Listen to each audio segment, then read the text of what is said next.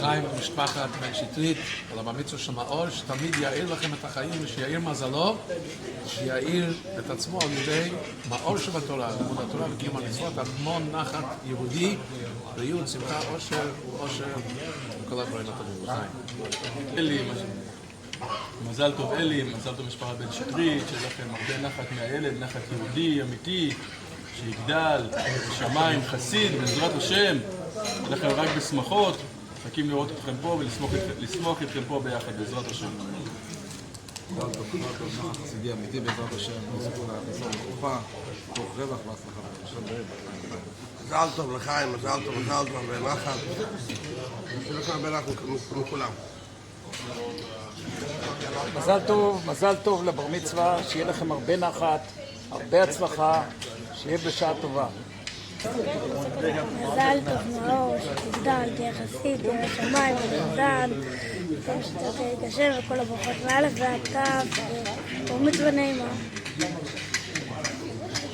מזל טוב למאור היקר, שתגדל, חסיד, ירא שמיים ולמדן, שכל משאלות לבך יגשמו לטובה, וכל הברכות מאלף עד תו. מזל טוב לבר מצווה של מאור, עד 120, הרבה בהצלחה. מזל טוב למאור, שתעשה הרבה חיל בדרכים שלך, ומזל טוב כל שנה. מזל טוב מאור, שתגדל להיות חסיד, ירא שמיים ולמדן. אנחנו כבר מעכשיו מתגעגעים אליך, ושתראה רק טוב בחיים. מזל טוב מאור לרגל בר המצווה, שתזכה להיות חסיד ירא שמיים ולמדן, שלרבי יהיה נחת ממך, שכל משאלתך יתגשמו לטובה בתורה נראה ונגיד. מזל טוב, שתזכו בעזרת השם לגדל אותו לחופה למצוות, ובאמת איך שחינכתם אותו עד היום, מאוד אהבנו את זה, תמשיכו ותצליחו. מזל טוב וכל טוב, עד 120. מזל טוב והצלחה והמשך החיים. כל טוב. מזל טוב לבר המצווה. מזל טוב לרגל הבר המצווה, שיהיה לך בהצלחה, ועלה בהצלח. חזק ונתחזק, מזל טוב. לאלי ולכל המשפחה, וכמובן למאור, הרבה מזל טוב, נעלה לתורה ונשמח ביחד פה כשתחזרו. מזל טוב מאור, הרבה נחת, שמחה, הרבה מזל טוב. מזל טוב לבר מצווה, הגעת למצוות, כל הכבוד, אוהבים אותך פה.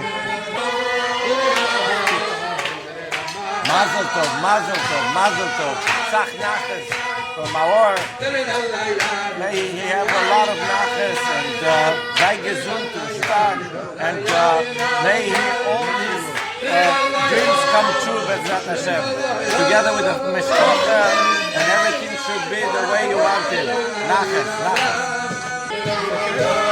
מזל טוב מאור, מצפים לראות לך פה בתאילנד בבנגקוק לשידור חוזר של בר מצווה בבנגקוק.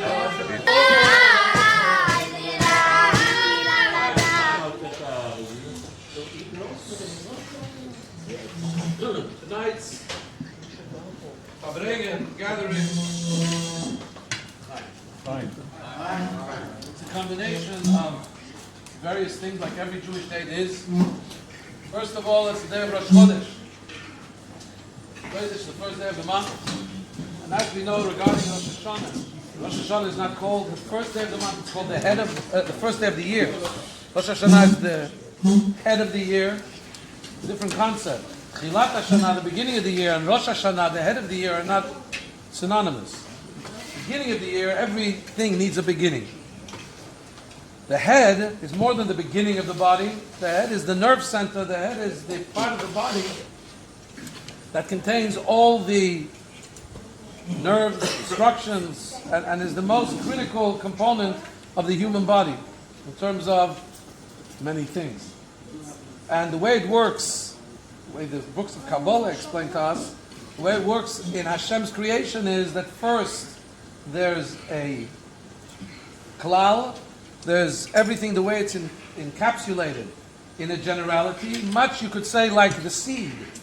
That's the source of the birth of a new baby. Everything's there in the seed. Everything's there included in a very, very general way, and later it needs to become it needs to become unpacked, unzipped, like a zip file. And that is what the head is in Torah. So the head of the month, just like the head of the year, Rosh Hashanah has the energy the entire year, and that's why it's such an important day. We daven Rosh Hashanah because it's like doing a brain surgery, technically. Brain surgery, God forbid, there's one little milli, how do you say the smallest amount of space possible? If the surgeon's scalpel, God forbid, moves even just a little bit out of place, the repercussions in the rest of the body could either be fatal or could cause, God forbid, paralysis and so on. So on Rosh Hashanah we treat the day as indeed containing within it the potential for the entire year. Rosh Chodesh is the way the energy of the month becomes deposited to the month in a zip fashion, in a general way, and the rest of the month unpacks and develops that which has been given to us on Rosh Chodesh. Rosh Chodesh is a special day unto itself. No matter what Rosh Chodesh it is, it's always the first and the head of the month. And then we look at what Chodesh it is. This Chodesh is the month of Kislev. The month of Kislev, you see that very wisely we have for dessert donuts. Why do we have donuts? Because the month of Kislev is the month of Hanukkah. Hanukkah is oil, the miracle of oil. Donuts, if you make donuts oil-free, they're not Hanukkah-oriented, by the way. So the moment somebody makes a fat-free donut, it could be good for fat-free people, it could be good for your diet, but it lost its qualification to be the food associated with Hanukkah, which needs to be, it's like making baked latkes. The whole purpose of latkes on Hanukkah is that it's fried in oil because of the miracle of the oil. So similarly, I don't think our baker did a fat-free donuts. I think he sticks to the tradition of having a thing. Just for those that are rightfully concerned about not eating too much oil, there is absolutely no obligation to eat the donuts. You look at them, it's sufficient, and you remember about Chanukah, it's also good. And if you want to you want to really taste it, you can also taste. There's no like Pesach, you have to eat a kazayit, like half a matzah to really fulfill the obligation. You don't have to eat donuts or latkes, and even if you want to eat, to remember, because of the miracle of the oil, I would just leave it on the table. You could eat one little crumb is also enough. At any rate, but the month of Kislev is the month of Hanukkah, so that's an exciting month in general. Later on in the history of the Jewish people, we have the month of Kislev also has the 19th of Kislev, Yutes Kislev, the day that the Alter Rebbe was released from prison. And this marks the Rosh Hashanah, the beginning, the advent of the rise of the Hasidic movement, which injected the last few hundred years with a tremendous depth, resilience, and liveliness, freilichkeit, in our Jewish observance. It's Yutes Kislev. And then we have also for our generation, your birthday Yutes Kislev. In our generation, the generation of the Lubavitcher Rebbe, we know that he got married on the 14th of Kislev. So that's also another excitement for us on Kislev. And for people of my age, particularly, the first day of the month of Kislev, Chodesh Kislev, has very, very special dearness as a day to be marked for celebration. Why? In 1977, in October 1977, in the middle of the Hakafas, as they were dancing in 770 Eastern Parkway, on the first night of Simchas Torah, the Rebbe looked very white and pale. And the secretaries ran over, and the Rebbe sat down in his place, which was highly unusual. The Rebbe on Simchas Torah was like on a different planet. He would encourage us singing, and his face would be blissfully happy, radiantly white. And here it looked wanly white. It looked like he was, it looked like he was not feeling well. So they broke the windows. There should be air. People screamed air, air, air. They started telling people to run out of the shul because the shul was packed, so there was no air. And they wanted to the Rebbe should leave the shul. The Rebbe said he insists on finishing the hakafas. So they did very quickly the 7 times. And the Rebbe started was massaging his chest, massaging his heart. Understood that he was having heart pains, and the Rebbe at the time was 76 years old. And immediately went upstairs and he locked his door. Some family members knocked on the door and says, and he opened the door. They called immediately the Rebbe's wife, who didn't have any children. Called the Rebbe's wife, who was a year and a half older than him, a year and a bit older than him. She came running the 2 blocks over to his office in 70th Parkway. And the Rebbe said they wanted the Rebbe to drink water. He said he has to make Kiddush. Okay, they wanted to bring him grape juice. He says, no, we have to do it in the sukkah. There's a sukkah just outside his room. But he said grape juice. He said, no, Kiddush we make on wine. And the Rebbe was being quite obstinate that he was going to fulfill all his usual obligations. And then they brought Dr. Tischholz. Dr. Tischholz was a cardiologist on Mount Sinai. He describes on video how they rushed him down the wrong way, Flatbush Avenue, with a police escort. And he told the Rebbe, after evaluating him, he understood he had a heart attack. And he said, you need to go to a coronary care facility in the hospital. The Rebbe said that he doesn't want to go to the hospital. Why is there a need to go? Well, within a few hours, 1 or 2 hours, they built a coronary care system in his office, the immediate things that were needed. And the Rebbe explained that the best help for his healing would actually be the room that he had received for 30 plus years. He had received people in private audience. So this table in this room has helped so many people. Rebbes used to listen to people 3 times a week. Would receive people at night from about 8 o'clock at night. Sometimes it went till 8 o'clock the next morning. Sometimes it went till 2 in the morning, till 3, till 5. And people would come and unload and unburden their hearts, and then would give them advice. He said, this is the best place for the healing that I need. And as he discussed with the doctors, that healing is not just healing the physical. You need to, a person is holistic. And a person has mental, physical, and spiritual. And you need to bring all of those things together. If somebody doesn't want to get better, if mentally he feels sick, you try and heal his body, the healing is not going to be effective. Same thing spiritually. If somebody is spiritually not well and not doing the right thing, that's going to be an impediment to his physical healing as well. And the Rebbe was insistent that the best thing for a patient of his, I guess not everybody could do that. In the Rebbe's case, he said going to the hospital would increase his illness and not bring the healing it should bring. It's a different discussion into itself about actually going to hospitals kind of puts a person into a thing, and we want to, Rebbe famously didn't like calling hospitals in Hebrew Beit Cholim, house of sick. He wanted to call it Beit Rofim. You don't go there to be sick. You're going to the hospital because it's the house of doctors. And today there are many places that are called, you look in Israel even, Sheba Medical, in America there are wellness centers, or there there's other, they've renamed, how many hospitals have been? Merkaz Refui. Sheba, Merkaz Refui Sheba, for example. The Sheba, in English it's medical, but in Hebrew it's Refuah, which means healing. Healing centers. At any rate, the Rebbe was, suffered another heart attack while the doctors were there, which was possibly even worse than the first. They gave him some drugs. He slept, I think, for something like 6 or 7 hours. And his wife said she never saw him. It's the longest sleep under sleeping pills.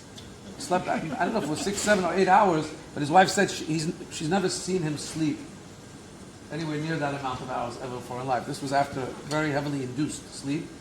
And slowly, 2 days later, the Rebbe was speaking to the Hasidim from his room. They hooked up a microphone. He asked permission for the doctors. The doctor saw it was important to him, so they gave permission, but no longer than 20 minutes. I think he went on a little longer. And when the Hasidim heard, of course, they were very concerned. This was the center of their life. When they heard the Rebbe speaking, there is a tape of it, of course, and you hear that it sounds very weak, like he has a bad cold, like of that nature. And then they started letting him speak a little bit longer. But he was still in his room. None of the Hasidim had seen him. Of course, the secretaries are coming in and out, the doctors.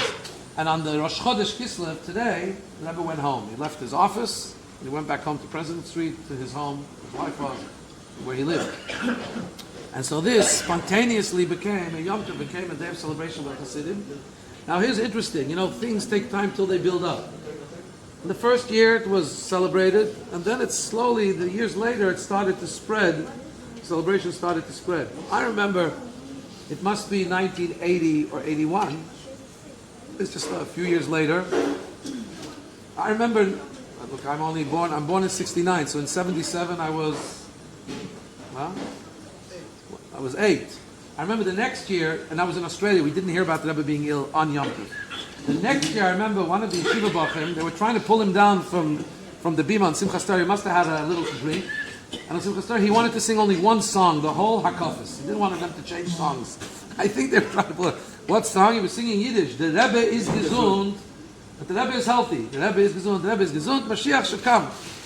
Okay, how long can you sing that song? But he was there was such an excitement that a year earlier the Rebbe's life was in danger, and the Rebbe's healthy. Well, that's my earliest recollections. I was 9 years old. And then 1 or 2 years later, I remember I once came into the kollel, into the place where there were a group of 6 families, young married couples, came from America to start a kollel, to start studying in Melbourne. I remember I walked in one day, and there was a table heavily laden with food. Like a nice meal set in this hall of study where they would usually study. And it was just a regular day. It didn't seem like a yontif to me. What was this day? That's when I remember I was told as a kid, no, today is Rosh Chodesh Kislev. It still wasn't widespread. It's not like all the Hasidim of Melbourne really knew about it or celebrated it. But these 6 families that came from New York, so they were closer to what was going on in New York. They knew Rosh Chodesh Kislev, you make a celebration. Today, it's universal. Anywhere kids know it from the moment they're born, they know Rosh Chodesh Kislev is a day of great celebration. But what is that day? So interesting, I have a personal story which I've shared before, which I heard from my grandfather at my bar mitzvah. He came to Australia for my bar mitzvah in January. In January is very long Shabbos.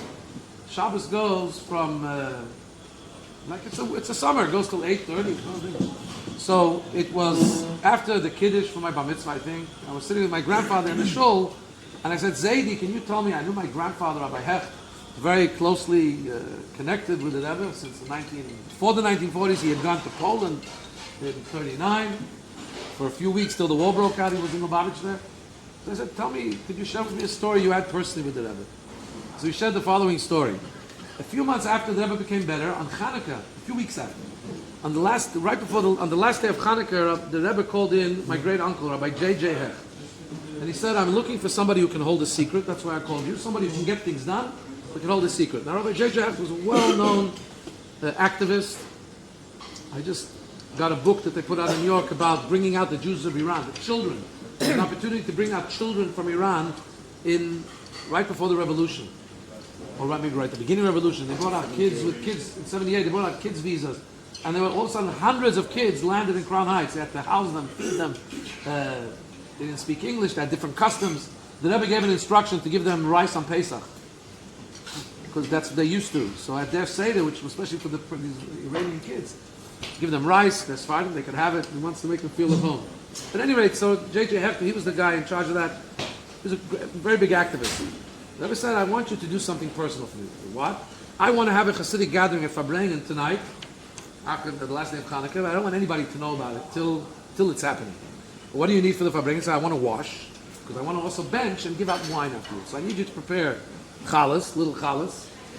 I need you to prepare wine I should be able to pour. And I also need little vodka bottles, because when the Rebbe would pour the wine for the Hasidim from his cup, they would keep refilling his cup with wine.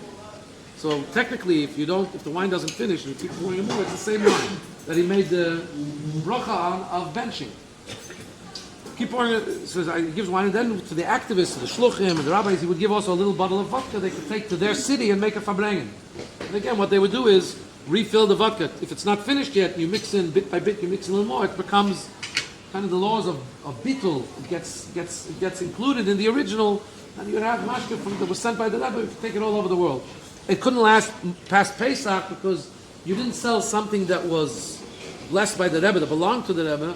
You wouldn't sell to a non-Jew for Pesach. It was inappropriate. It was finished always before Pesach. That's why we don't have it now, because every Pesach they have to finish it.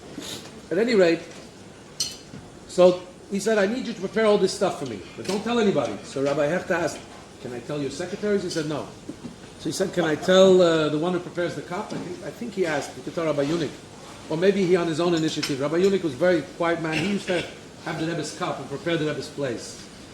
I don't know if he asked or he did it on his own. So he asked, can I tell my children? Because Rabbi Hecht had a son learning in Morristown, New Jersey. It takes an hour and a half to get in. The Rebbe said, if you tell the Bachim, if you tell the yeshiva boys, it's like announcing it in Grand Central. I think that's the language the Rebbe used. It's like Grand Central is a very big station in Manhattan, 34th Street. 42nd, it's 42nd. 34th is Penn Street, sorry. Penn Station. 42nd Street, Grand Central Station, that's like biggest in the world. Biggest in the world? So he says, it's like announcing it in Grand Central. So then he said, can I tell my brothers? He had one brother in New Haven, my Shach, and one brother, my grandfather, who lived in Flatbush. And the Rebbe said, yes, you can tell your brothers. My grandfather came, and he showed up at Mincha on Hanukkah, last day Hanukkah. My grandfather wasn't there every Mincha, he lived in Flatbush. He was a very busy rabbi of the largest Sha'arei Tzion, the large Syrian congregation a Galiciana Jew, rabbi of the Syrian congregation.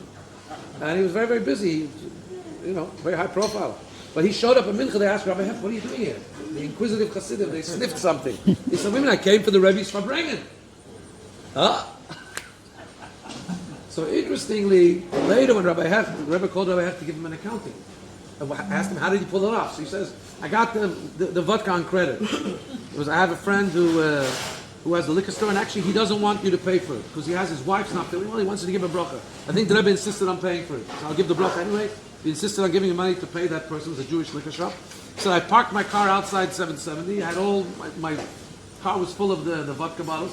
I guess wine there already was in 770 anyway, for regular occasions.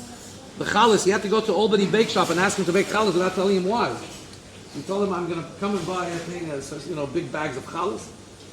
And then he said, but my brother, so Avrom, so he called his brother Avrom, Avrom spilled the beans.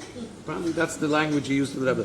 Spilled the beans is an Americanism saying, shafacheta dashir, but he gave the secret out. Because I guess the Rebbe saw that there were a lot of more people than would have been there originally. They would have come, of course, as the Farbrengen was underway. And then my Zayda was so thankful to the Rebbe that he wrote him a note. He said, thank you for allowing my brother, for allowing me to be invited, basically. And he asked kind of like, what's the concept? What took place? The Rebbe said, look in the introduction to the Zohar. And I was sitting with my grandfather in Australia in 1982, Shabbos my bar mitzvah, and my grandfather says, is there a Zohar? Next door in the kollel, the boss, he says, bring it. I brought it, we opened up with me the introduction to the Zohar, and there's a story there that Rab Shimon, the son of Rab Shimon ben Yochai, the author of the Zohar, is sitting in Gan Eden, and all of a sudden Rabbi Chia comes in. And Mashiach comes in and says, what's Rabbi Chia doing here? Isn't he alive still? And Mashiach says, you know what? Let him and his son, Rabbi Chia and his son, come up and join us here in Gan Eden. And Rabbi Shimon says, no. He still has what to do down here in this world. They sent him back down. Rabbi Chia was sent back down to do further missions in the physical world, not to be taken to Gan Eden here. The Rebbe was looking at what it says in the Zohar. In other words, the Rebbe was, without explaining in detail, but it seemed what they understood, the Rebbe was explaining that the moment that the heart attack was a question whether his life was going to continue. When a person's life is over, especially a tzaddik, it means that he's finished his mission. Goes up there and they say, no. You still haven't finished. You have more missions to do here in this world. Now, for somebody of my age, I told you, if I'm born in 1969, that means in 1987, when the Rebbe was ill, I was 8 years old. My whole relationship, I do remember seeing the Rebbe when I was 5 years old in a personal audience. My mother went herself with the kids to New York. I remember seeing the Rebbe then, but very vaguely when I was a little kid. Of course, my whole relationship till 1994, when the Rebbe passed away, that's, how many years is that from 1977? It's quite a number of years. My whole relationship as an adult, particularly, was the years after that. So can you imagine, God forbid, if that gift wouldn't have been given of the coming back to health? So for people of my age, there's no question, it's a huge personal celebration that was given to our generation for another X amount of years. Now for all of us, if you look, sitting here in Thailand, if you look at how many shluchim, just for example, were there out till 1977, not such a large number. What happened was that after that, the Rebbe started the whole concept of each shliach should try and appoint others. You don't need to wait for a direct appointment. Each region or each country or each area has its own. The Rebbe said shliach, shliach. Each shliach should appoint others. The movement of Tzivot Hashem, of involving the children and saying psukim and having a whole kind of a kids educational system besides the schools, but to have what we call Tzivot Hashem, the army of Hashem, engaging them in prizes and competitions and so on. All this took place in the 80s, and so on and so forth. The Rambam that we learn three chapters every day. So much of what today we know is Lubavitch, and what has brought an incredible revolution to the world of holiness and kedusha and so on, is a product of post 1977. So it's a great, how many hours of really video started after that? There's not all that much video footage of the Rebbe before 1977, because really that's when the world of video cameras started to become much more available. So we have all those videos you can see, and the messages, and the answers, and the talks. How much Torah the Rebbe said. He kept talking and talking. He started speaking even more and more, and it's recorded, and it was the things that were during the week are taped and so on. And so, truly, a great gift to the Hasidim, to the world, to Am Yisrael, and therefore we celebrate it every year when we come to this day. And today to recommit, of course. It's also connected with the Kinnis HaShluchim, but that will take a break, and then we'll give you also regards. Because the Shluchim conference always takes place the Shabbos before Rosh Chodesh Kislev. Shabbat Mevarchim Kislev. So, and sometimes Rosh Chodesh is actually tonight. It's Saturday night of the Kinnis HaShluchim. So it's very deeply, closely and deeply associated. So I want to mention that, and also, just to mention that tonight is also the yahrzeit of Rabbi Gabi Holtzberg, Olav Shalom, Rabbi Mrs. and the other four Kedoshim that were killed together with them in the Mumbai massacre, in the Mumbai Chabadas. It was Rosh Chodesh Kislev that they were identified as dead. It's really difficult to know when exactly and what exactly took place in those 2 days. But right before Shabbos, if I'm not mistaken, I think tomorrow, I think it's the first day, first Aleph Kislev, first of Kislev is when the yahrzeit is held. And this year there's also a special occasion because their son's birthday, their only son, they had 2 Pesach's children, they died at 2, 3 years old.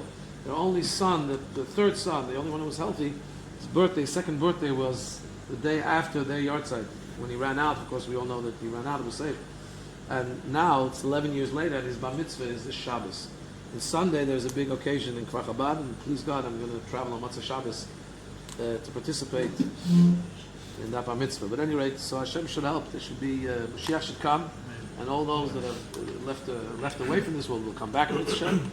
And it should be our Lichtike, the month of Kislev, Lichtigkeit, lights of Chanukah. It should be we have a bar mitzvah tonight we celebrated in Israel of the Shtrit's. His name is מאור, right?